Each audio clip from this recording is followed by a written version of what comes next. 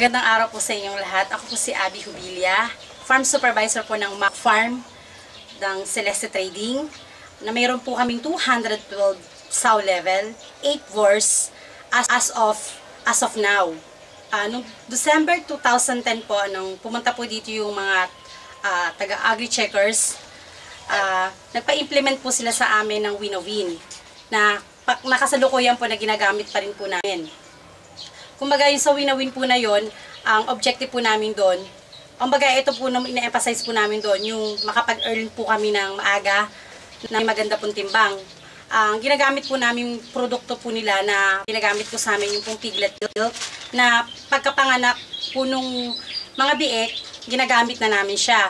And then after 2 to 3 days, piglet milk naman, kumbaga po pace feeding. Ngayon po piglet milk po na yun, hinahaluan po namin yun ng konting piglet booster para po mas kainin po nung mga biek. And then doon naman po sa piglet plus na yun, sa piglet milk, maligamgam na tubig po yung nagamit po namin para po mas inumin po, mas ma-stimulate po yung mga biek namin. Okay, then nung first implementation po namin na, yun, malaki po yung nabago. Sa first implementation pa lang po namin nung Winowin. Kasi, yun nga po, nakapag-awat kami ng at least 25 days age po. And then po, yung, kumbaga, yung inahen, yung body conformation ng inahen, hindi siya pumayat. And then, naglandi pa siya after 5 to 7 days. Kumbaga, nag-return heat siya ng 5 to 7 days. Pagkatapos, syempre, yung malaking bagay din na naitulong sa amin nung Winowin, mas madaling natutong kumain ng solid food yung mga biik namin. As a result naman, compared to sa original program namin, mas malaki talaga yung na-improve nung new program namin na Winowin.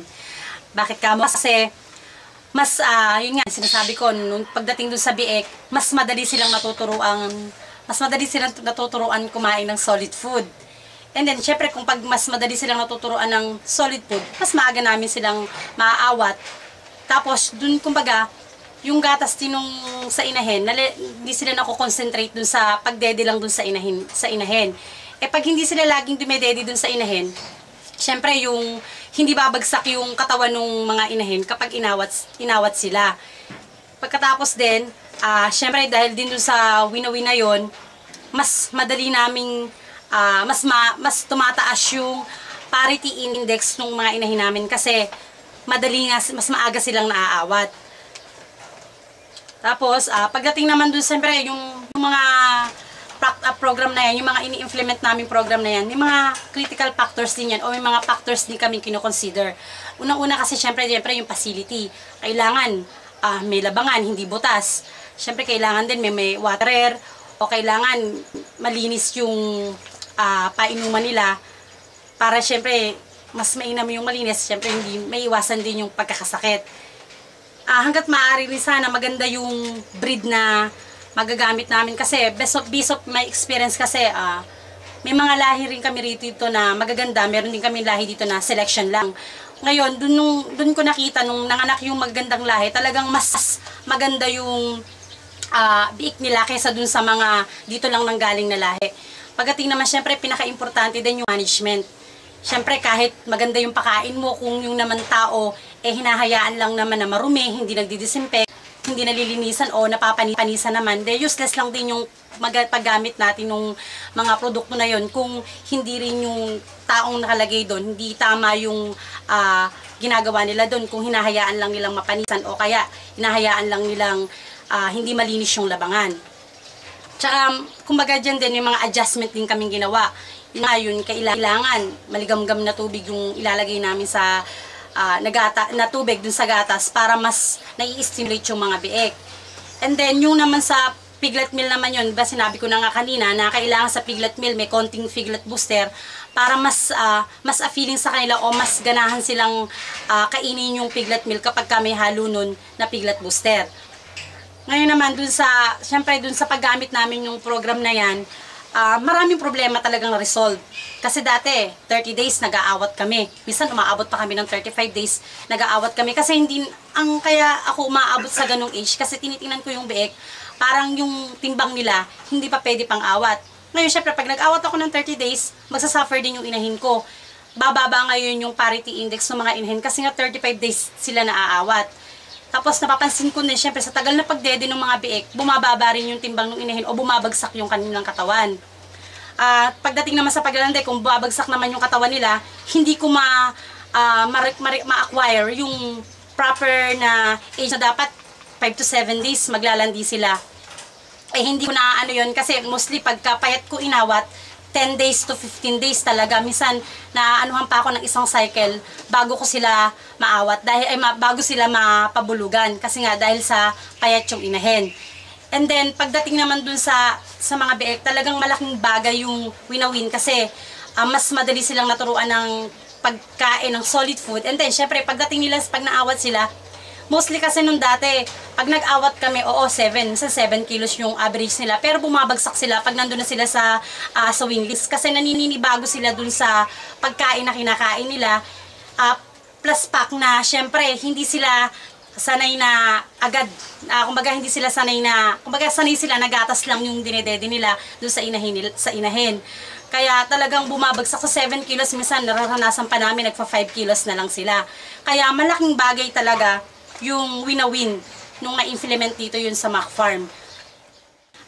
Ngayon nga, meron na kami mga inahen na, kumbaga yun yung mga nung last December 2010, yun yung mga kumbaga nag-under sa program Win-a-Win na inaawat namin ng 25 days age. Ngayon, nanganak na uli sila. Kumbaga, maganda naman yung naging resulta. Marami na rin kaming inahen na nanganak. Actually nga, yung araw na to, may nanganak kaming inahin na nag-under din yun ng Win-a-Win nung last December. Kumbaga, anak nga niya ngayon is 11. 11 yung anak nung inahin na yun. Kumbaga, lahat nung dumaan naman, as of now, wala akong naging nakitang problema o na-encounter na problema yung nag-pa-implement dito ng Win-a-Win dun sa mga inahin lalo. Kumbaga maganda naman yung naging resulta, nanganak naman sila, na-acquire ko naman yung 5 to 7 days, makubulugan ko sila at tumaas yung parity index nila. In addition nga po, bago ko makalimutan, isa rin pong magandang tips para din po sa mga nag-aalaga rin po ng baboy. Kasi po kami ini-implement po namin ngayon dito po yung sa farm na habang pinapakain po namin yung mga inahen, wet na wet po, kumbaga po, babasain po namin ng, mas maganda nga po, gumagamit po kami ng Fromin B, na nahalo po namin yun, nilalagay po namin po yun dun sa pagkain ng, sa tubig, and then ilalagay po yun sa feeds pambasa. Tsaka po, mas maganda rin po sana kung habang kumakain sila, pinapaliguan po yung mga inahin. Mas makakatulong po kasi yun para mas maganda yung ma-release nilang gatas na masusupo ng mga biik. And then yung mga possible changes pa po o yung improvement na pwede pa namin sanang magawa o gagawin as of now naman medyo pinapractice na rin po namin. Yung suggestion din po sa amin ng Agri-Checkers na kasi po yung piglet booster, binabasa po namin siya ng kumbaga wet feeding po siya, ang pinaka-ano po niya, pinambabasa po namin yung pong piglet meal na habang nandun pa po sila sa farrowing. And then pag po na unti-unti habang pagkaawat po namin, nandun na sila sa weanlings, yun po, pinapractice na po namin yung wet na wet. As of now naman po, wala naman din po kami nakikitang problema. Kaya lang po talaga, kailangan yung management. Nandun pa rin po sa pag-perform or pag-implement ng wet na wet. Kasi medyo kailangan mas tutuka dahil baka minsan mapanisan ka kung mas madalas po kasi yung linis ng mga labangan o nagpapasok pa rin po yung facility, yung management po doon pagka nandun na po sila sa weanlings. Yun lamang po at maraming salamat. Sana may natutunan rin kayo. Kasi po kami dun dahil sa program po na yun na pina-implement sa amin ng Agri-Checkers, malaking bagay po yun na itulong sa amin. Talaga pong malaking improvement o yung maganda yung naging resulta. Kaya nagpapasalamat po kami sa Agri-Checkers dahil isa po kami sa nabahagingan ng napakagandang programa po nila. Yun lamang po at maraming salamat. Ako po si Ginang Esperanza Policarpio na taga-Parada, Santa Maria, Bulacan. Alito po ang aking asawa si John. Kami po ay miyembro ng Kooperatibang Pangbabae ng Santa Maria at may alagang 35 inahin. Kami po ang piglet multiplier.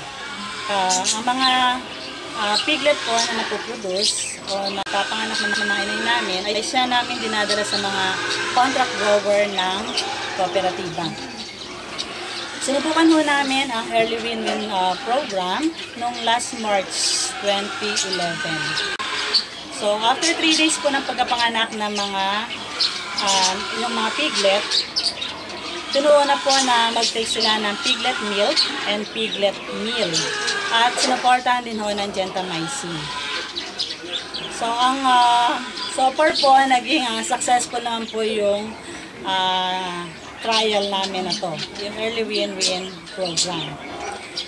Ang mga ilan ho sa mga advantage o naging magandang epekto sa inahin, maaga po sila naglandi.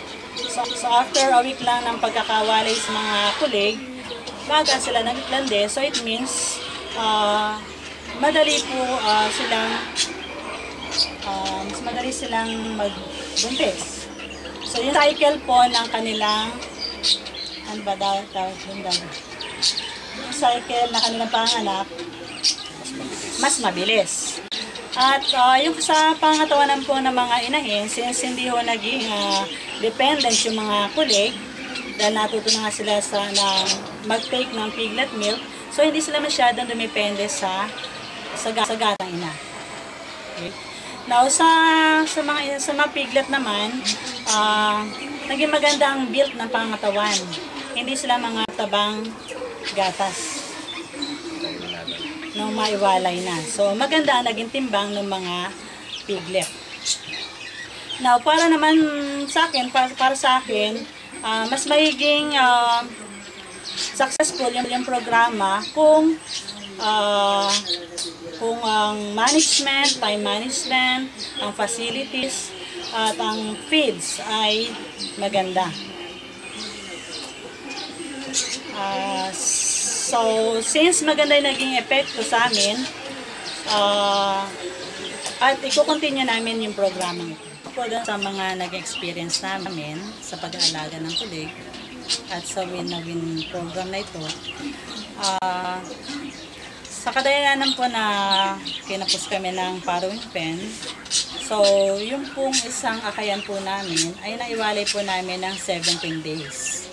At sa 17 days po yung 17 days po na yon na tinuruan po namin na mag-take ng piglet meal and piglet milk, wala naman po naging problema at nag-average din naman po ito ng 6 to 7 kilos.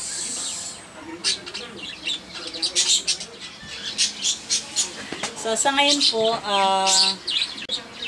target po namin na 22 to 24 days ay maiwalay yung mga piglet.